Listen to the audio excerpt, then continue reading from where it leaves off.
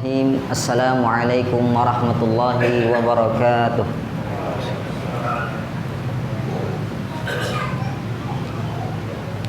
Alhamdulillah wassalatu wassalamu ala rasulillah wa ala alihi wa sahbihi wa man wala.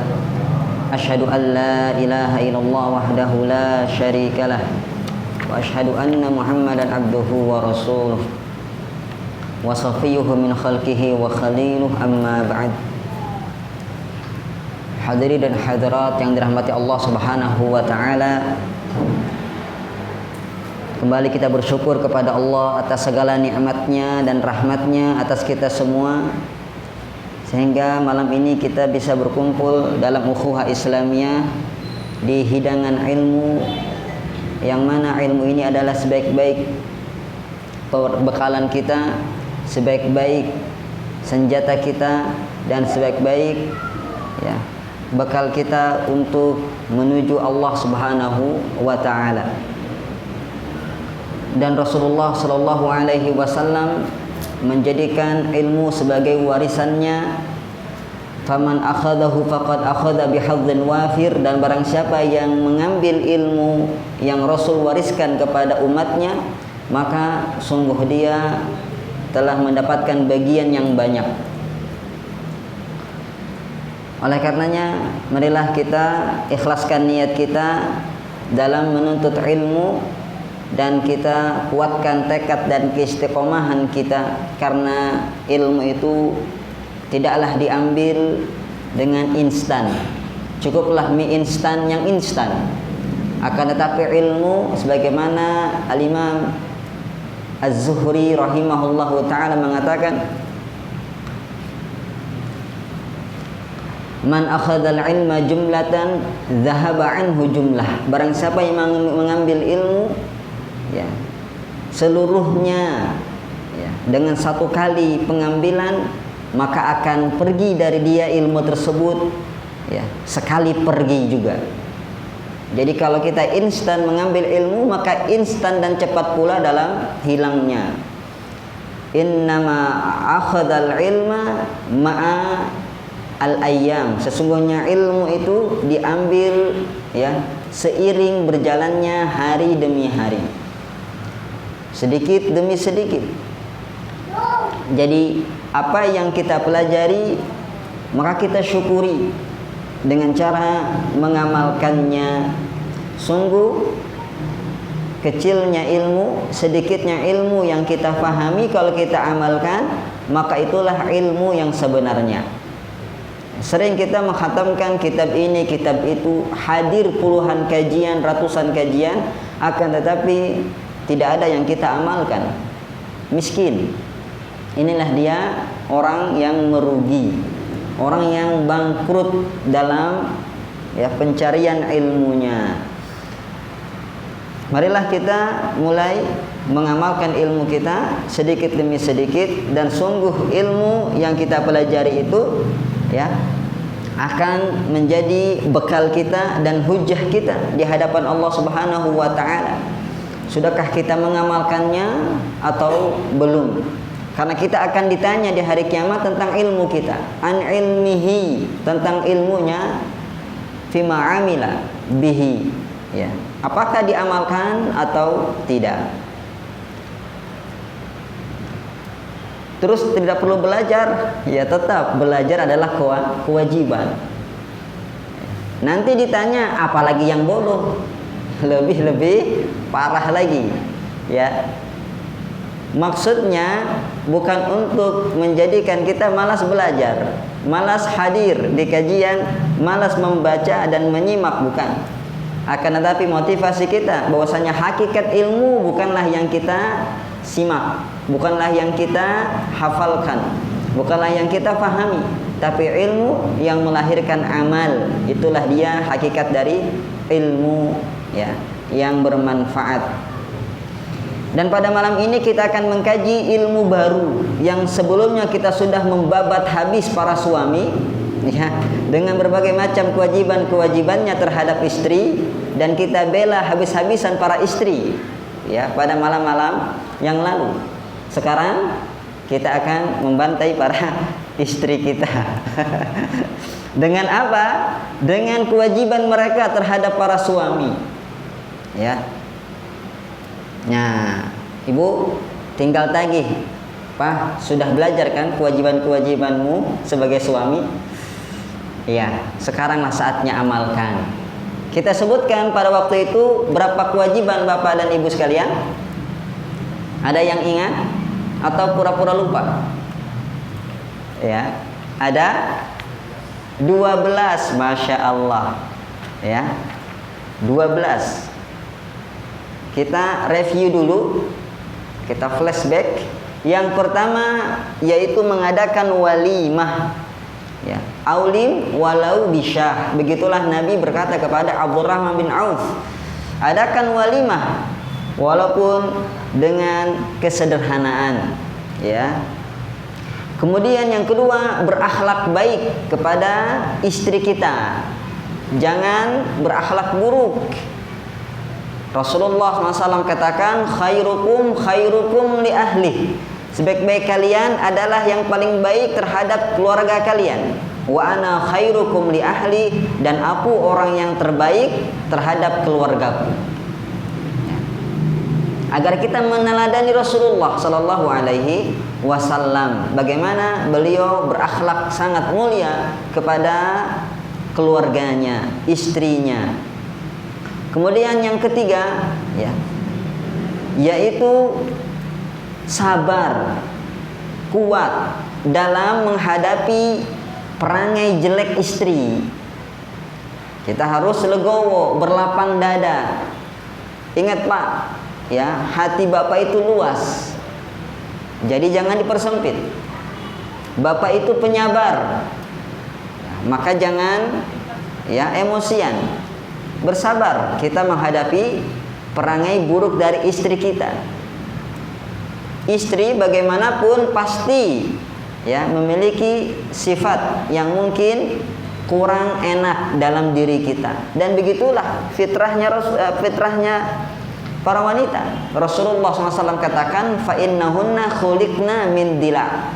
Mereka diciptakan dari tulang rusuk. Yang namanya tulang rusuk itu bengkok. Ya, beda dengan laki-laki. Dia menjadi tulang punggung. Jadi harus kuat menopang badan kita, tulang punggung, Pak. Kalau tulang rusuk dekat dengan hati untuk disayangi, Pak. Dekat dengan tangan untuk dilindungi dan dijaga, ya.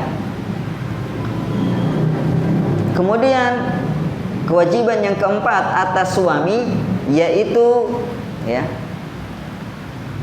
apa ini? Bermesraan dengan istri, jangan garing, jangan kaku, jangan keras.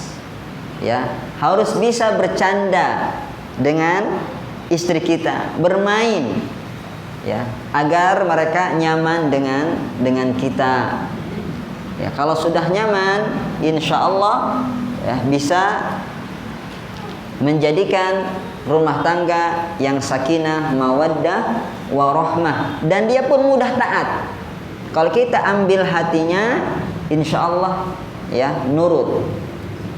Yang kelima yaitu proporsional dalam cemburu. Jangan cemburu buta, apalagi cemburu gila.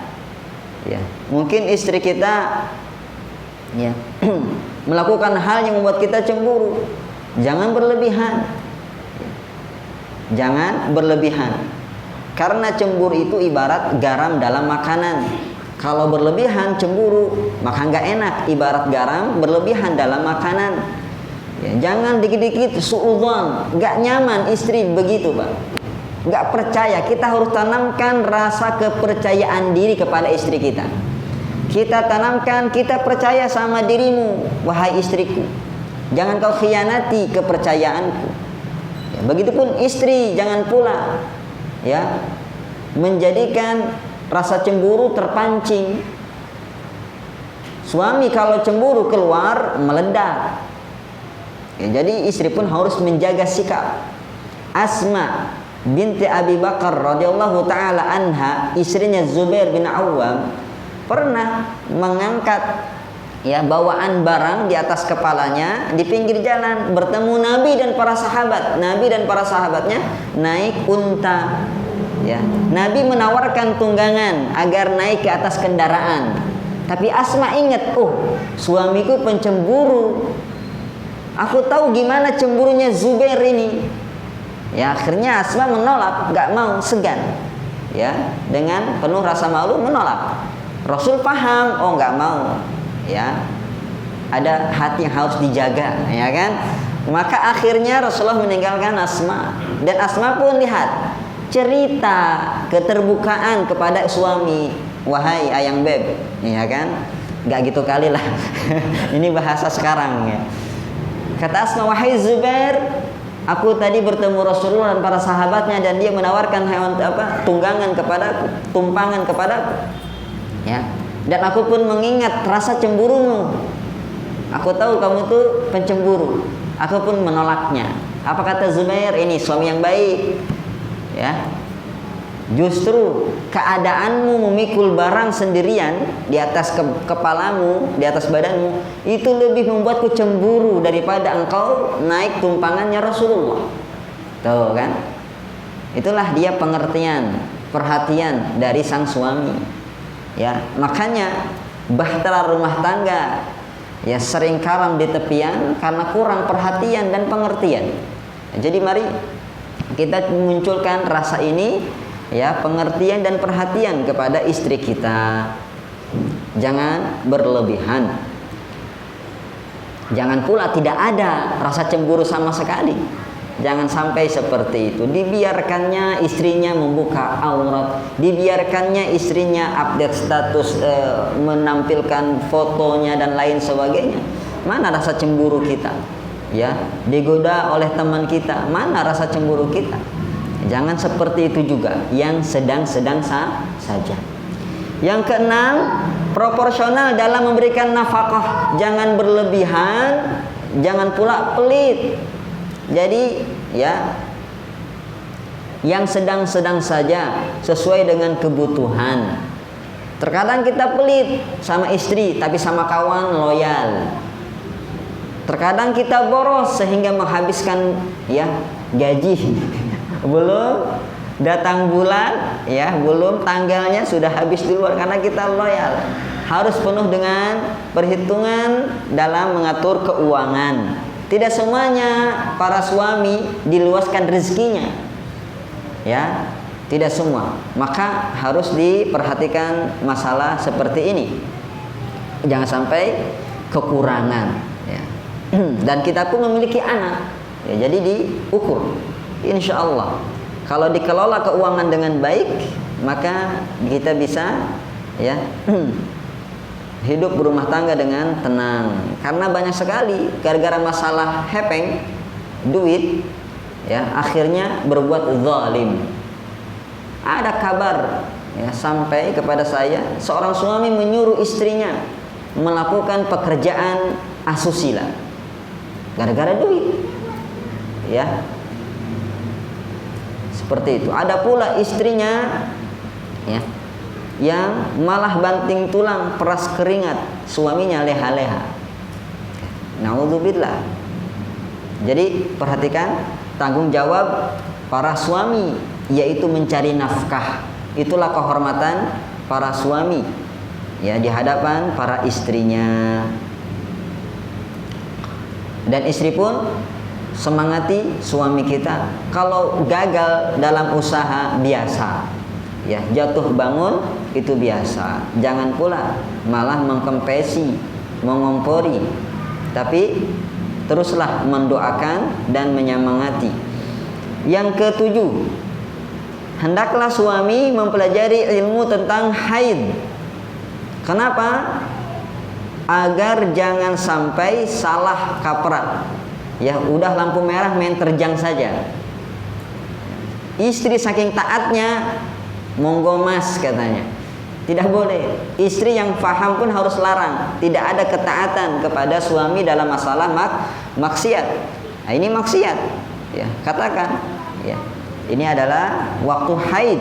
Tidak boleh kita dekati. kayak gitu. Terkadang ini bukan haid tapi darah istihadah. Diam saja suaminya nggak ada nyentuh padahal istihadah. Rugi besar bandar, ya kan? Seperti itu. Karena nggak paham hukum haid. Dia nggak tahu gimana warna haid, gimana cara membedakan ini haid, ini istihadah. Kayak gitu. Padahal kalau wanita keluar dari istihadahnya, ya tafadhol Bapak. Kayak gitu. Tidak masalah. Tidak ada, ya. Lampu merah yang menghalangi, tidak ada. Ini merah betul, tapi merahnya boleh lewat, ya kan? Kayak gitu. Yang dilarang hanya ketika haid dan nifas. Yang kedelapan, ini dia. Jikalau punya lebih dari satu istri alias poligami, maka wajib berbuat adil. Adil dalam dua hal saja, Pak. Yang pertama, adil dalam nafkah, ya.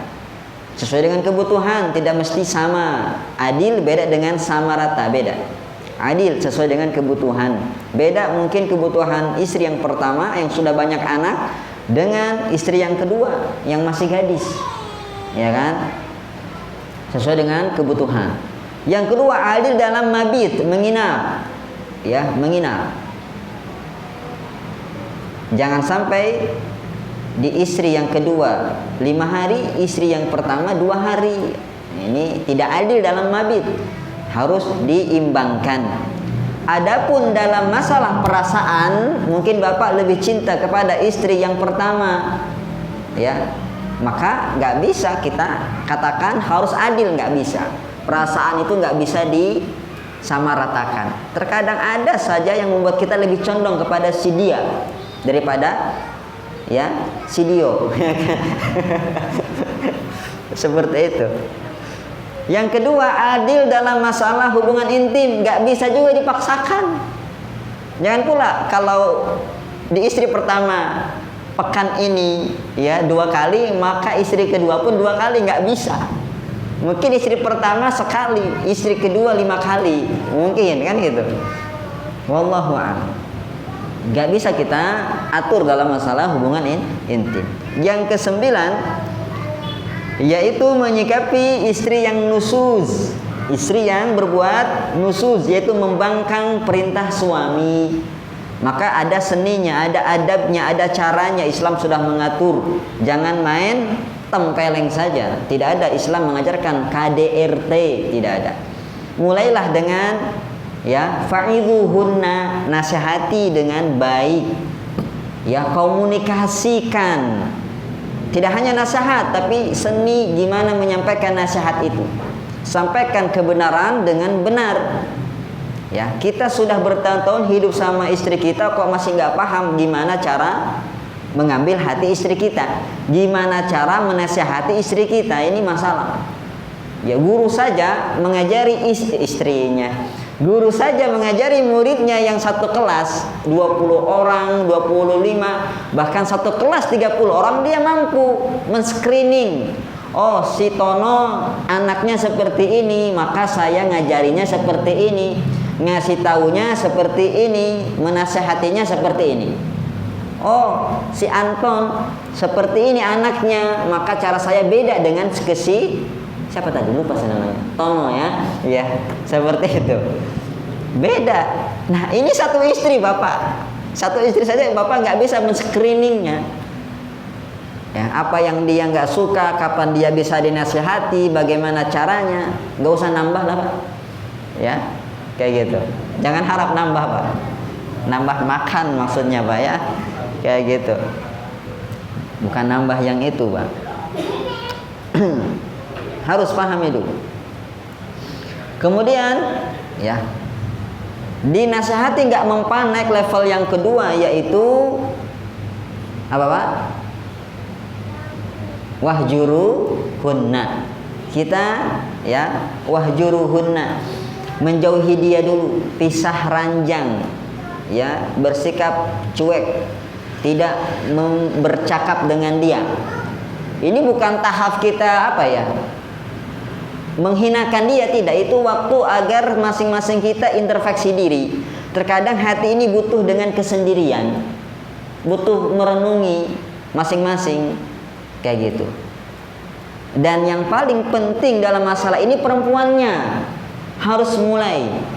Maaf mas, nah kayak gitu. Bu, kalau ibu duluan minta maaf, yakin pasti bapak bilang, enggak bu, bukan ibu yang salah. Ya, emang ibu selalu salah. Enggak gitu, memang saya yang salah gitu, kata suami. Pasti suami ngomong gitu. Mas, maaf mas, tadi saya banting-banting piring misalkan kan. Suaminya bilang, oh enggak, saya yang salah. Ibu kan cuma 1 piring, saya 5 piring langsung ya kan. Saya yang salah. Pasti suami mengaku kesalahan. Yang penting salah satunya ngalah, Pak. Jangan salah satunya ya nggak mau ngalah. Dan ini keutamaan loh bagi istri yang mengalah kepada suaminya minta maaf. Apa kata Nabi SAW? Ya, Nabi SAW mengatakan, mau nggak aku kasih tahu wanita ahli surga di antara kalian? Jaminannya apa bu? Uang belanja? Bukan. Jaminannya uang kuota juga bukan. Perhiasan bukan. Jaminannya lebih agung daripada itu semua, yaitu apa? Surga. Maukah aku kasih tahu kepada kalian siapa wanita ahli surga di antara kalian? Kata para sahabat, mau. Ya, maka Nabi mengatakan, dialah wanita yang apa? Al-walud, yang banyak melahirkan anak. Al-wadud, yang sangat penyayang kepada suaminya. Al-a'ud, ini dia yang ketiga. Al-a'ud, ya, yang kembali kepada suaminya. Maksudnya apa? Nabi menafsirkan, yaitu ketika seorang istri disakiti oleh suaminya atau menyakiti suaminya. Ingat poinnya bu, disakiti suaminya atau menyakiti suaminya atau dizolimi suaminya atau menzolimi suaminya, ya, kemudian dia datang kepada suaminya. Ini ada maksud kembali kepada suami. Dia datang kepada suaminya dan dia raih tangan suaminya dan mengatakan, wahai suamiku, wahai kakanda, ya, aku tidak bisa tidur memejamkan mata ini sampai engkau memaafkanku. Tuh. Apa bu? Ya, engkau minta maaf? Bukan. Sampai engkau memaafkanku. Bukan ibu nuntut suami minta maaf, tapi ibu yang inisiatif. Ya. Suami itu bu gampang nyari apa ya? Menaklukkan hatinya. Kayak gitu. Beda dengan perang dengan musuh, Pak. Kalau perang orang Islam dan orang kafir, yang nggak ada ceritanya ngalah berarti menang, nggak ada. Beda suami istri. Istri ngalah, itulah istri yang menang berarti. Mengalah untuk menang. Kayak gitu. Kalau ibu mengalah, insya Allah ibu pemenangnya, the winner. Ya, takluk hati bapak kepada ibu. Dan dia pun bakal mengakui kesalahannya. Ya, mengakui kesalahannya. Itu dia sifat wanita ahli surga yang mungkin zaman sekarang luput ya. Yang sudah mulai luput. Nggak ada ceritanya istri minta maaf, sangat sedikit sekali. Illa man rahima rabbuha. Padahal itu wanita ahli surga. Kemudian yang ke-10 yaitu perhatikan adab dalam berjima. Wahai bapak, ya, kayak gitu. Perhatikan, salah satu kewajiban seorang suami adalah memenuhi hasrat istrinya, biologis dari istrinya. Maka perhatikan ya adab-adab dalam berjima, agar jima tersebut penuh dengan keharmonisan, penuh dengan peribadatan, penuh dengan keberkahan, dan tidak ada turut campur setan dalam hubungan intim tersebut. Ya, kayak gitu. Wanita ya, mereka membutuhkan hubungan intim ini. Jadi jangan sampai tidak diberikan hak batin, yaitu hubungan intim, ya, berikan. Bahkan dalam zaman Umar itu maksimal 4 bulan. Ya, ada seorang perempuan di Madinah pada malam hari ya mengeluh dia, wahai Tuhanku, wahai Allah, kalau bukan karena rasa takutku kepadamu, niscaya ranjang ini bergetar. Artinya apa? Berhubungan intim, berzina.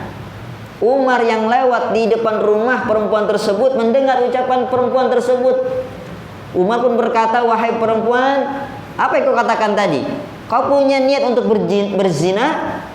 Tidak, wahai Umar. Akan tetapi suamiku ini sudah lama sekali meninggalkanku karena jihad. Makanya LDR itu tidak enak. Hati-hati yang LDR, ya. Jangan sampai LDR. Kalau bisa ikut nempel kayak perangko, ya. Kemana suami ikut, ya. Jangan pula mau LDRan, apalagi dalam waktu yang lama, jangan mau. Beda dengan tugas, mungkin ya tugas beberapa hari kayak gitu. Dan perhatikan juga, ya, masalah jarak ini perhatikan. Yang namanya menikah yang menyatukan, gak cuma hati tapi juga raga. Gak cuma hati tapi raga. Makanya ada istilah satu atap, kayak gitu kan ya. Jangan sampai ya anak kita ya dilamar oleh laki-laki yang memang bakal meninggalkan dia jauh-jauh, padahal anak kita nggak siap dengan hal tersebut. Beda kalau anak kita siap, tapi perlu diperhatikan ya, jangan sampai jauh. Yang ada malah fitnah ya. Dan utamakan para bapak dan ya semua, jikalau safar, kalau bisa bawa istrinya. Kalau mungkin bawa istrinya. Faedahnya dua, Bapak. Yang pertama, hati kita tenang ketika istri di samping kita. Tenangnya kenapa, Pak? Kita kalau ketika safar, Masya Allah, ya, kita melihat yang enggak, ya, tergoda mungkin kita, pikiran kotor. Ya, naudzubillah, kalau ada setan berwujud manusia menawarkan diri kan, khawatir. Yang kedua, menghilangkan rasa suudzon kita, was-was kita ketika istri ditinggal. Apalagi kalau istrinya cantik, ya. Apalagi kalau tahu ada kawan kita ngincer. Apalagi kalau tahu dia punya mantan, aduh, makin was-was seperti itu. Makanya jika memungkinkan, ajak. Memungkinkan, Pak, ya. Kalau tidak memungkinkan, cepat-cepat pulang. Cepat-cepat pulang. Kayak gitu. Agar terjaga ya pandangan kita, hati kita, pikiran kita tenang. Litaskunu ilaiha. Kemudian yang ke-11 yaitu melahirkan. Jangan biarkan istri kita melahirkan tanpa ya perhatian kita. Bahkan kehadiran kita sangatlah bermakna. Kehadiran kita kayak gitu. Kasihan perempuan masuk angin 9 bulan nggak ada ayahnya, ya, naudzubillah, kayak gitu. Bahkan nggak tahu ayahnya siapa, atau bahkan nggak tanggung jawab, ya kan, naudzubillah. Makanya beruntung bagi mereka yang sudah menikah, ya, lihat memiliki sosok yang bisa menguatkan hidupnya, dirinya, kejiwaannya. Dialah sang suami yang soleh. Jadi perhatikan adab-adab melahirkan yang telah kita bahas, ya. Kemudian yang ke-12 terakhir dalam bercerai, ya. Tidak ada rumah tangga yang selalu mulus kayak jalan tol, nggak ada, Pak, ya.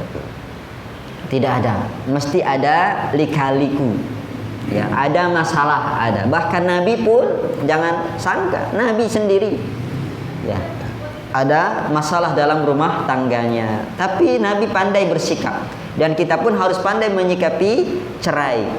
Ingat, jangan sampai mudah kita mengucapkan cerai dan cerai. Ya, hati wanita sangat ya anti dalam menerima ucapan tersebut. Ya, kita harus bijak dalam ya mengambil langkah cerai. Dia adalah solusi terakhir, paling akhir. Jikalau tidak ada lagi solusi yang lain, maka perceraianlah jalan satu-satunya. Dan perceraian ini bukan berarti pisah langsung, bukan. Justru itulah tahap perenungan yang lebih lama. Wal mutallaqatu yatarabbasna bi anfusihinna thalathata quru. Ya, dan wanita-wanita yang diceraikan maka masa iddahnya thalathata quru. Apa? 3 kali haid. Ya, ada ulama yang mengatakan 3 kali suci. Ya, insya Allah yang lebih dekat dengan dalil adalah 3 kali haid.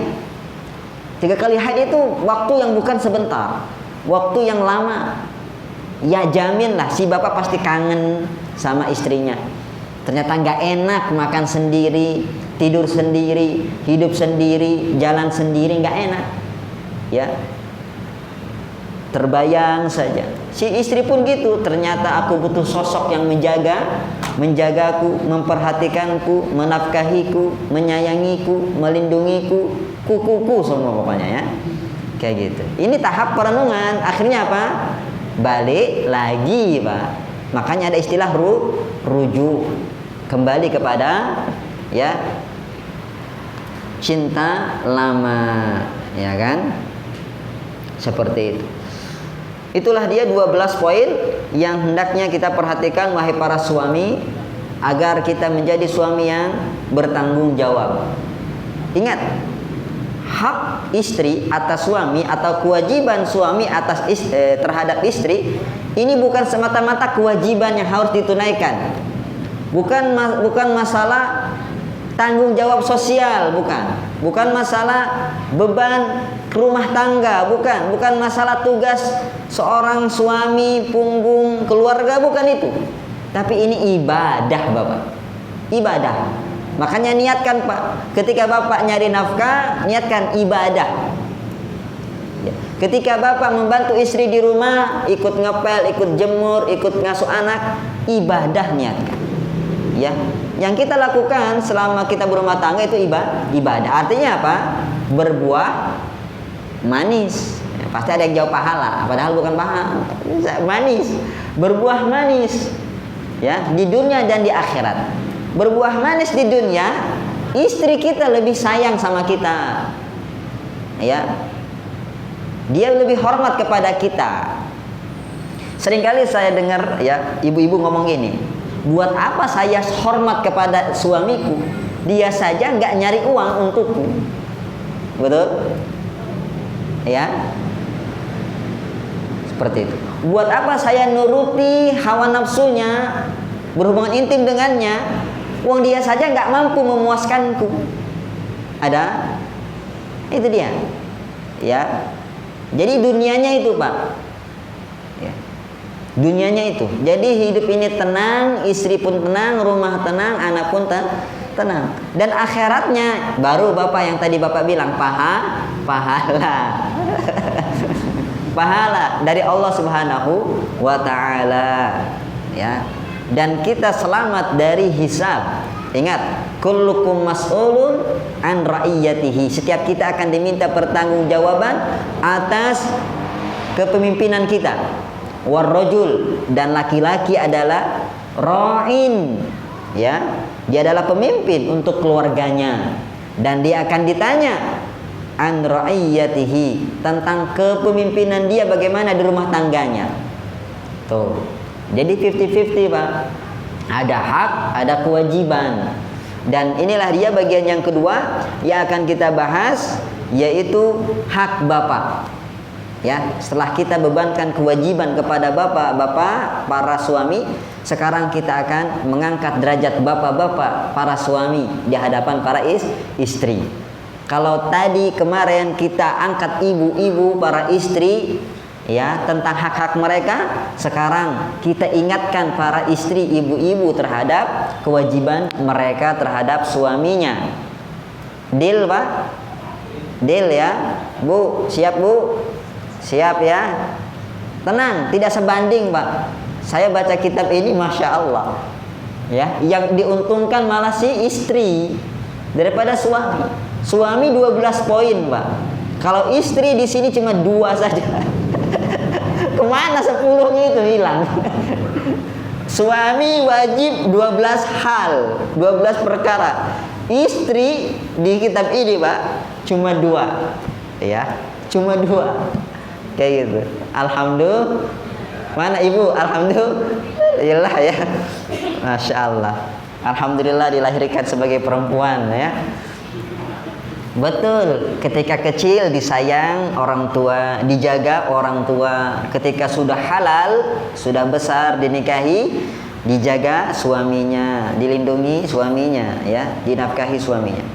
Al-qismu tsani, bagian yang kedua dari seni ya, berinteraksi suami istri, min adabil muasyarah ma'ala zaujati li zaujiha, yaitu hal-hal yang wajib ditunaikan oleh istri terhadap suaminya.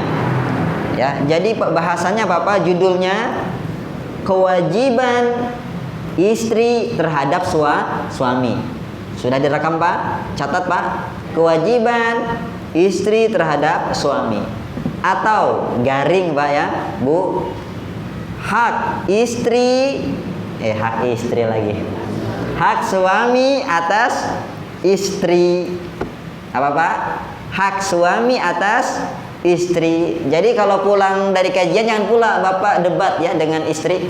Tadi kajian apa judulnya? Oh, kewajiban istri terhadap suami. Oh, bukan.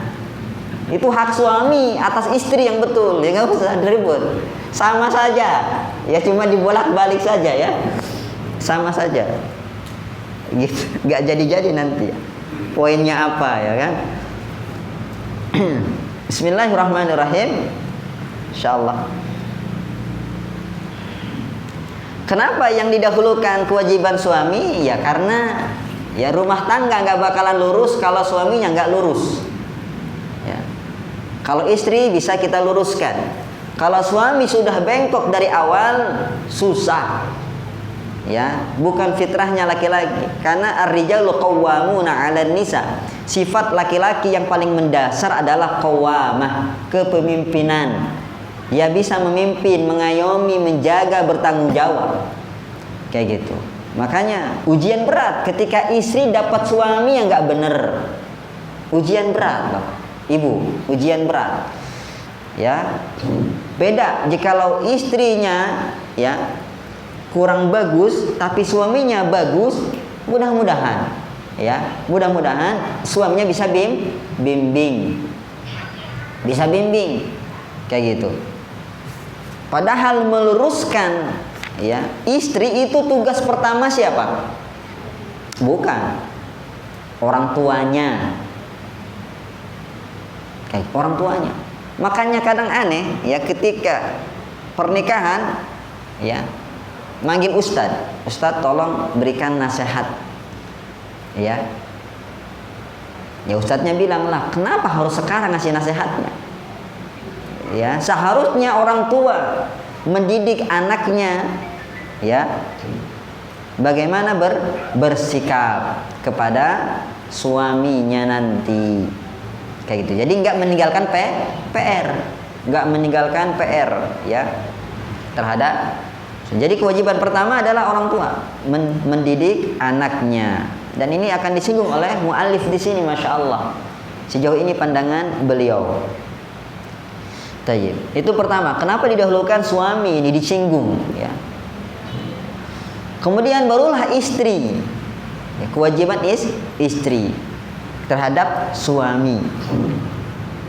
Yang pertama yang harus kita perhatikan adalah hadis Nabi Shallallahu Alaihi Wasallam yang dibawakan oleh muallif rahimahullahu taala dari Abi Umamah, bahwasannya beliau mendengar Rasulullah Sallallahu Alaihi Wasallam bersabda, "Lau jaza li ahadin an yasjuda li ahadin la amartul mar'ata an tasjuda li zawjiha li'azami haqqihi 'alaiha." Hadis sahih riwayat Abu Daud ya, dan Imam Tirmidzi dari ya sahabat Abu Hurairah dan Abi Umamah radhiyallahu taala anhuma, yang mana artinya seandainya boleh bagi seseorang untuk sujud kepada orang lain, niscaya aku akan perintahkan seorang istri sujud kepada suaminya. Siapa yang sujud, Pak? Istri. Bu, siapa yang sujud? Istri kepada suaminya. Ya, kepada suaminya. Kalau boleh, ternyata tidak boleh.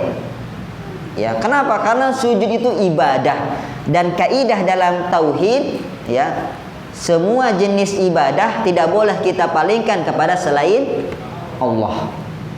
Semua ibadah tidak boleh dipalingkan kepada selain Allah. Itu tauhid, Pak. Jikalau kita palingkan ibadah kepada selain Allah, maka namanya syirik. Syirik. Dan syiriknya syirik besar. Orang keluar dari agamanya Islam. Kalau mati belum tobat, kekal di akhirat. Amalnya musnah. Makanya jangan sampai kita palingkan sekecil apapun, seremeh apapun ibadah yang kita lakukan kepada selain Allah. Ya, doa misalkan nggak boleh kita minta kepada selain Allah Subhanahu Wa Taala. Ya, cuma doa ustaz. Ya, cuma doa nggak boleh. Ad-doa huwal ibadah, kata Rasulullah SAW.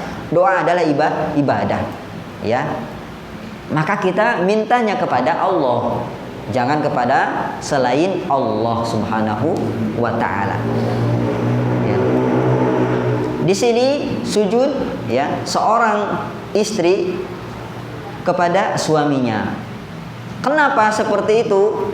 Kata Nabi, li'idhami haqqihi 'alaiha, karena betapa agungnya hak istri terhadap kebalik kan?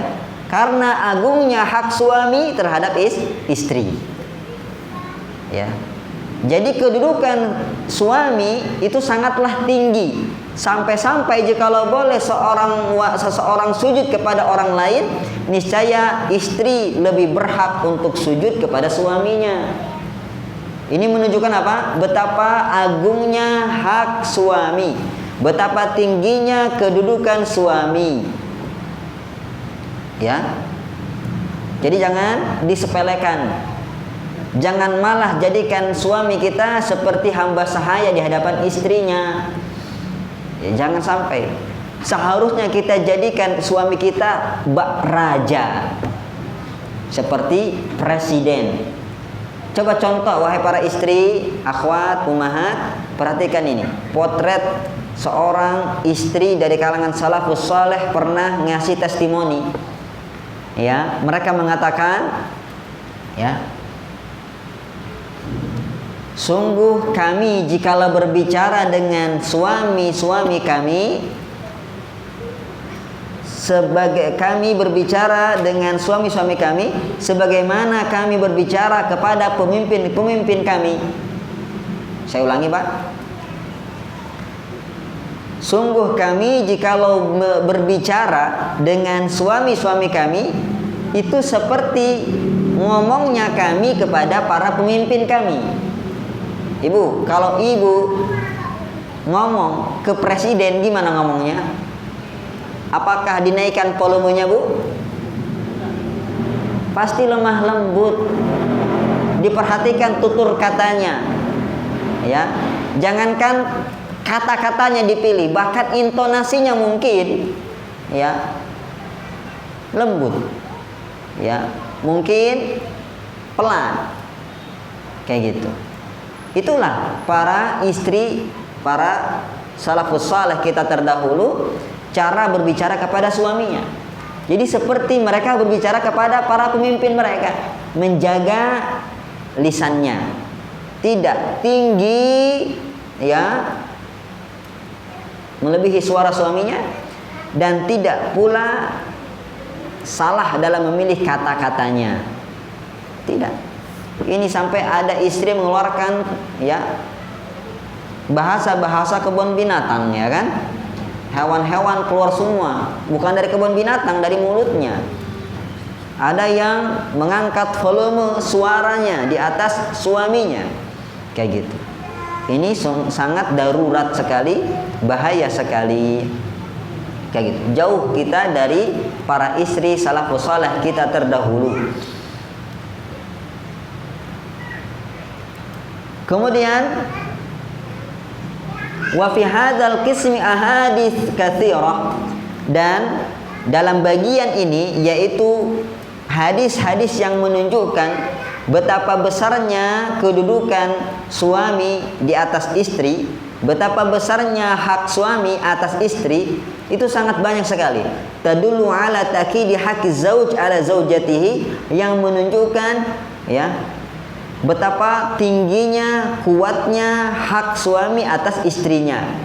Wa huququhu 'alaiha katsira, dan hak-hak suami atas istri itu banyak ya sekali. Jadi kalau kita buka lembaran kitab-kitab hadis, banyak sekali Bapak yang menunjukkan betapa tinggi hak seorang suami terhadap istrinya. Ya, jadi jangan dianggap cuma satu hadis. Kenapa disebut satu hadis di kitab ini? Kan ini kitab ringkasan Bapak Ibu, kitab ringkasan. Cukuplah satu hadis ini menunjukkan betapa tinggi keagungan dari suami kita, betapa besar hak suami kita. Ya, dalam Quran saja lihat, Allah Subhanahu wa taala menjadikan suami sebagai pemimpin. Yang namanya pemimpin berarti lebih tinggi. Ar-rijalu qawwamuna 'alan nisa. Kaum laki-laki itu adalah pemimpin bagi kaum wanita. Kemudian Nabi SAW sendiri mengangkat derajat suami dengan mengatakan, seandainya seseorang boleh sujud kepada orang lain, niscaya aku akan perintahkan seorang istri sujud kepada suaminya, ya, kayak gitu. Kemudian ya, jangan anggap wahai para istri, ibu dan akhwat sekalian, ya, ini merupakan penghinaan kepada wanita, bukan. Sama sekali wallahi Islam tidaklah menghinakan wanita, bukan. Akan tetapi ini adalah yang pertama apa? Ibadah. Jadi ibadah yang terbesar bagi seorang istri adalah taat kepada suaminya. Dan balasannya bukan main-main Bapak. Bapak, Ibu. Balasannya adalah pemberian berharga, yaitu surga. Surga Allah Subhanahu wa taala. Ya, lihat betapa mudah wanita masuk surga hanya dengan melaksanakan 4 hal ini. Catat Ibu, 4 hal saja Bu. 2 hak Allah, 2 hak suami. Penuhi, simple. Yang pertama, Nabi sallallahu alaihi wasallam katakan, "Idza shallatil mar'atu khamsaha." Jikalau seorang wanita salat 5 waktu. Berapa Bu? 10 waktu? Enggak, 5 waktu saja. Salat duha ada enggak? Enggak ada di situ. Ya. Salat tahajud enggak ada. Witir enggak ada. Salat-salat sunnah enggak ada. Nabi hanya mengatakan khamsaha, subuh, zuhur, asar, maghrib, isya. Mudah. Ini sudah jadi rutinitas ibu, insyaallah ibu-ibu pengajian itu. Ya, ibu-ibu di sini insyaallah taala menjaga sholatnya. Pak, dikontrol Pak ya. Dan evaluasi apakah sudah ibu melaksanakan sholat 5 waktu. Jangan diam saja. Ya, ingatkan ibu. Azan berkumandang langsung. Ya, jangan menunda. Ini ujiannya para wanita, suka nunda. Mentang-mentang nggak ada kewajiban ke masjid, wis nanti saja. Ya, akhirnya apa? Lupa. Buru-buru. Ya, as-shalah fi awali waqtiha adalah sebaik-baik amal. Salat di awal waktu adalah sebaik-baik amalan. Kemudian yang kedua, wa shamat syahraha, dan berpuasa sebulan penuh di bulan Ramadan. Ya. Kayak gitu. Sebulan penuh Ibu. Yang punya tanggungan puasa segera qadha. Segera qadha, jangan ditunda. Nanti lupa, nanti malas, nanti sibuk. Sampai-sampai ibunda kita Aisyah ya, sampai tidak ada waktu untuk mengqadha, beliau qadha di mana? Di bulan Sya'ban, karena sibuk melayani Nabi sallallahu alaihi wasallam. Ya, jangan sampai terlupakan. Simple Bu, puasa Ramadan sebulan. Ya, ini 2 hak Allah. Sekarang kita bahas 2 hak suami. Wa ata'at wa hafizat farjaha, dan menjaga kemaluannya, kehormatannya. Bu, insyaallah ya, bapak-bapak perkasa, ya kan? Ketika ibu sudah punya suami, alhamdulillah. Ketika bapak sudah punya istri, alhamdulillah. Ngapain mikir yang lain? Ngapain mikir yang haram? Berzina, selingkuh dan lain sebagainya. Subhanallah, jangan sampai. Ya, syukuri dengan pasangan kita, insya Allah cukup. Cuma tingkatkan kualitas. Ya, dalam berhubungan intim, perhatikan kualitasnya. Ya.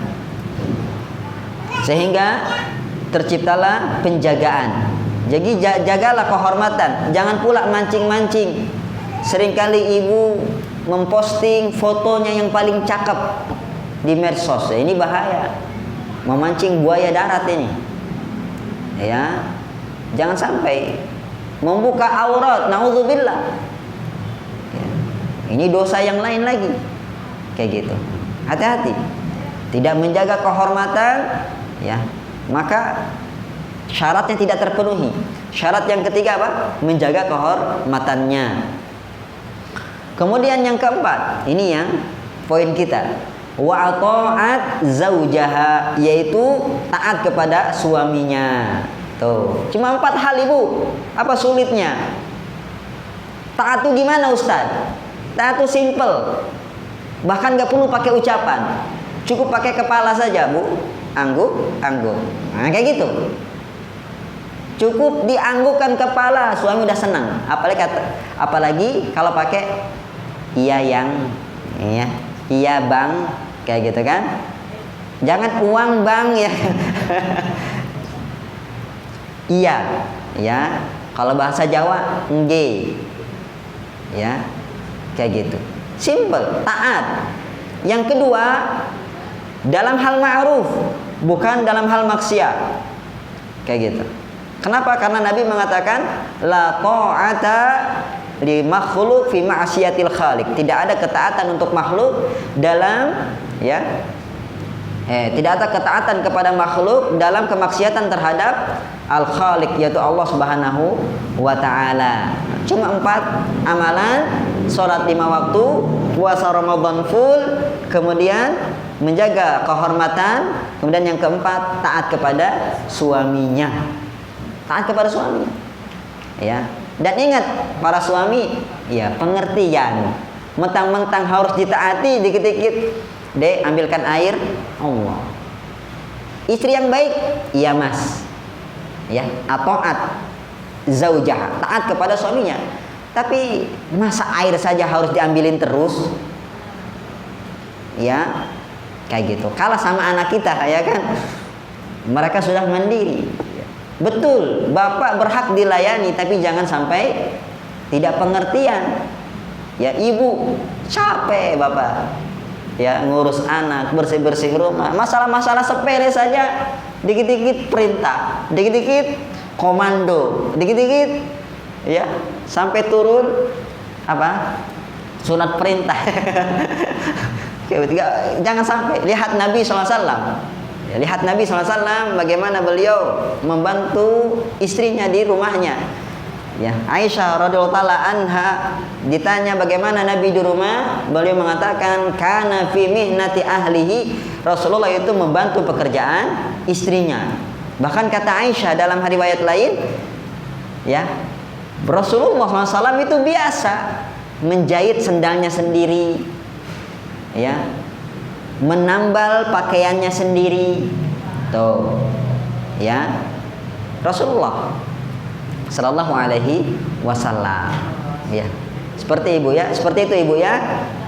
Ya, jangan sampai ketika suami menyuruh ibu langsung debat dulu. Debatnya terbuka pula, ya. Kayak gitu, debat dulu. Jotos-jotosan itu jangan sampai. Jangan sampai. Kayak gitu. Dan para suami pun pengertian, ya. Kasihan istri kita. Apa kata Rasulullah? Ini mana poinnya ini? 4 amalan tadi.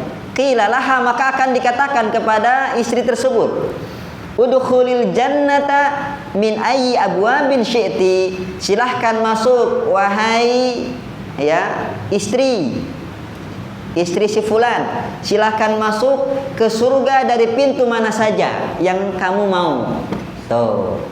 Apa balasannya? Surga. Gak cuma itu, silakan masuk dari pintu mana saja. Terbuka lebar semua pintu surga untukmu wahai para istri yang mengamalkan 4 hal ini. Ya. 2 hal haknya Allah, 2 hal haknya suami. Ustadz, gimana kalau bentrok antara hak Allah dengan hak suami? Ustadz, saya lagi sholat, Allahu Akbar, sholat zuhur. Datang suami, tok tok tok, dek buka pintu. Apakah saya batalkan sholatnya? Apa Pak? Geleng-geleng gini apa Pak? Ya. Utamakan sholat wajib Bapak. Bapak, Ibu, utamakan sholat wajib dulu. Kenapa? Ini kaidah Bapak, pasang kaidah ini dalam kehidupan Bapak, Ibu. Ketika kewajiban Allah bertentangan dengan kewajiban makhluk, maka utamakan kewajiban Allah. Itu contohnya tadi. Ini lagi sholat zuhur, ibu, suami memerintah. Dek, ini kan panggilan. Kalau panggilan berarti harus dijawab. Dalam mas, gitu ya, kata orang Jawa. Ya, iya bang, kata orang Batak. Ya, kata wanita Batak. Kayak gitu. Jadi jangan diam saja, dek. Diam kayak patung. Dek, diam kayak patung. Ya. Dek, aku nikah lagi ya kan? Baru dia nyaut. Apa bang? Berani kali nikah lagi segala macam. Seperti itu. Masa harus gitu dulu suami? Terlalu. Ya. Lihat kisah Uzair. Uzair jadikan pelajaran. Uzair, ya. Ibunya manggil Uzair. Uzair lagi ibadah. Lagi ibadah di tempat peribadatan dia. Ya, sederhana tempat ibadahnya, tapi Uzair ini orang taat. Orang taat. Ya. Tapi ilmunya kurang. Ilmunya kurang. Ini pentingnya ilmu. Uzair nggak tahu paham hukum ini. Kata ibunya Uzair, wahai Uzair. Uzair dipanggil. Uzair berkata dalam hati ketika sholat, dia lagi sholat. Ya Allah, sholatku apa ibuku?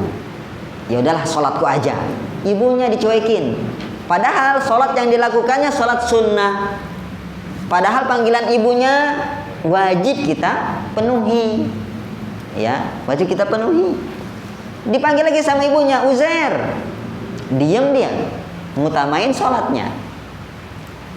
Ya, panggilan ketiga gak nyaut, ibunya ya mendoakan, ya kurang bagus. Semoga Allah Subhanahu wa taala ya membuat wajahmu dipampang di hadapan para pelacur. Ucapan ibu karena kesal, anaknya nggak nyaut-nyaut panggilannya, padahal itu ibadah sunnah. Kalau ibadah sunnah batalkan. Iya mami, kayak gitu. Siap sedia. Begitu dengan istri. Iya bang, kayak gitu. Dalam mas, ya. Jangan apa woi, jangan seperti itu. Penuhi panggilan suami jikalau ibadahnya sunnah. Kalau ibadah wajib utamakan ya Allah Subhanahu wa taala, ya kayak gitu. Balasannya sangatlah agung, yaitu apa? Akan dikatakan kepada wanita tersebut, silahkan masuk ya ke surga dari pintu mana saja yang kau suka, ya. Dari hadis-hadis ini kita bisa pahami bahwasannya hak suami sangatlah tinggi, sangatlah besar, ya. Bahkan kata para ulama, mereka mengatakan walaisa 'alal mar'ati ba'da haqqillahi wa rasulihi aujab min haqqiz zauj. Tidak ada hak yang paling lebih wajib ditunaikan oleh seorang istri setelah hak Allah dan Rasulnya melebihi hak suaminya. Artinya apa? Hak suami ranking 2 setelah hak Allah dan Rasulnya. Orang tua kita gimana Ustadz? di bawah hak suami. Jadi kalau suami bilang A, orang tua bilang B, suami yang ditaati. Ya. Ingat anak perempuan, ketika orang tuanya bilang B, suaminya bilang C, maka C. Ya. Kalau bisa dibicarakan. Kalau nggak bisa dibicarakan, misalkan gini, Mas, orang tuaku nyuruh aku tinggal bersama dia. Mau nggak Mas tinggal sama orang tuaku? Kata Masnya, suaminya enggak. Ya, jangan tinggal sama orang tuamu. Kau tinggal sama aku. Ya. Maka yang wajib ditaati oleh wanita tersebut adalah perkataan suaminya. Kayak gitu. Perkataan suaminya. Karena lebih tinggi. Ada nggak ceritanya Nabi berkata, kalau boleh aku suruh seseorang sujud kepada orang lain, saya aku suruh anak sujud kepada orang tuanya? Nggak ada. Tapi kalau istri ada. Seperti itu. Ini menunjukkan sangat tinggi. Dan banyak sekali hadis-hadis Nabi SAW menjelaskan kunci surga seorang istri ada pada suaminya. Ya, bagi yang sudah menikah, catatannya akhwat sekalian, bagi yang sudah menikah, ya. Jadi kalau yang belum menikah jangan pula menghalu, berangan-angan. Ya. Juminten belikan terasi nih. Maaf ibu, suamiku menyuruhku beli. Kau belum nikah wahai Juminten, ya kan? Jangan membayang-bayangkan. Kalau masih berstatus anak, taati orang tua kita. Ya, jangan menghayal-hayal, ya kan? Beda kalau sudah punya suami beneran, barulah ketaatan suami nomor satu di atas ketaatan orang tua, di atas ketaatan orang tua. Ya. Sering kita dengar ridhonya Allah tergantung ridhonya orang tua. Tapi ketika sudah menikah, apa kata Rasulullah? Ayyuma mra'atin mata anha zawjuha ayyuma mra'atin matat ya wa zawjuha radin anha dakhalatil jannah. Barang siapa wanita mana saja yang mana dia meninggal dunia dan suaminya ridho kepada wanita tersebut, maka dia masuk surga. Tuh, bukan orang tuanya yang ridho sekarang. Siapa yang ridho? Suaminya. Ini salah kaprah. Yang sudah menikah, seringkali perempuan sudah menikah lebih memilih ridho orang tuanya. Ya, betul, mereka yang sudah mengandung kita, mengurus kita dari kecil, betul, nggak ada kita pungkiri itu. Tapi kalau sudah menikah, maka ketaatan yang pertama adalah kepada suami. Bukan berarti nggak boleh taat kepada orang tua, tetap harus. Tapi kalau bertentangan, nggak bisa dikompromikan, utamakan suami. Karena ini, ya, betapa besar hak suami, betapa tinggi kedudukan suami. Ya, lihat balasannya surga lagi. Jadi bukan pelecehan, bukan penghinaan, bukan merusak, ya, apa, HAM wanita, bukan.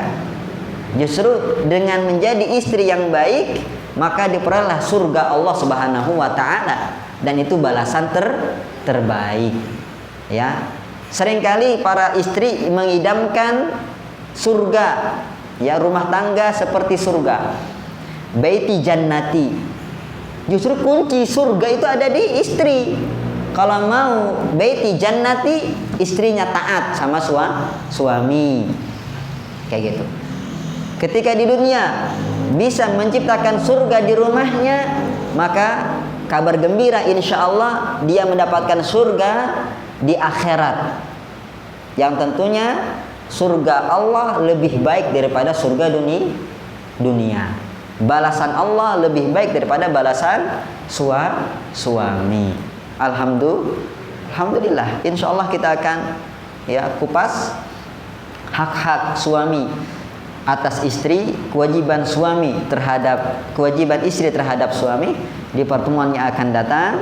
Ya, yang belum bawa istri, bawalah istrinya, ya, agar bisa berkaca bersama. Ya, yang belum punya suami, ya siap-siap bekal.